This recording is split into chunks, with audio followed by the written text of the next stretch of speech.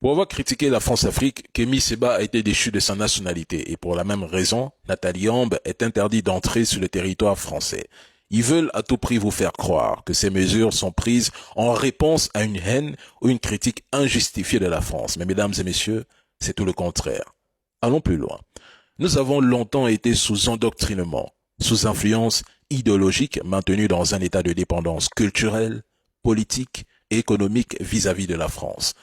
Plusieurs pare-feux ont été érigés contre nous pour nous empêcher de briser le système de la France-Afrique, parmi lesquels le système éducatif. Nous avons les médias français qui sont largement diffusés en Afrique, qui influencent l'opinion publique avec des contenus favorisant les intérêts français, tout en minimisant ou ignorant les perspectives locales critiques.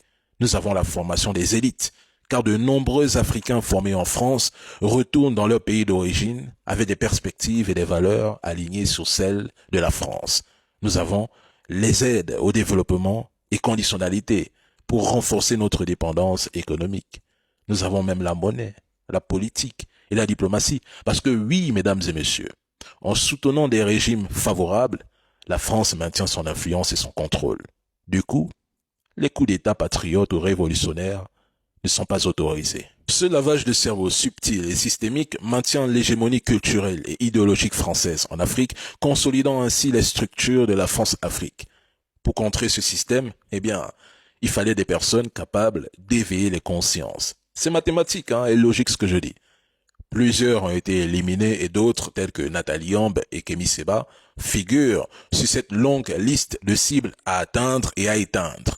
Ceux qui ont une audience favorable à cette lutte voient leur compte sur les réseaux sociaux menacés et plusieurs médias indépendants censurés. Que ce soit les Kémy Séba, Nathalie Yambe ou d'autres leaders, l'ensemble de ces voix peuvent influencer l'opinion publique et inspirer les changements que la France-Afrique combat.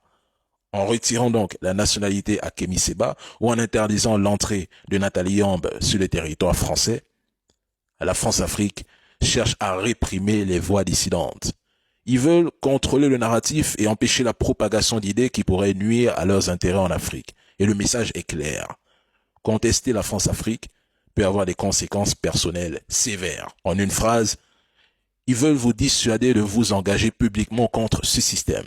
Et mesdames et messieurs, s'ils en sont à ce point, c'est parce que le travail effectué porte ses fruits. Et ça, c'est indiscutable.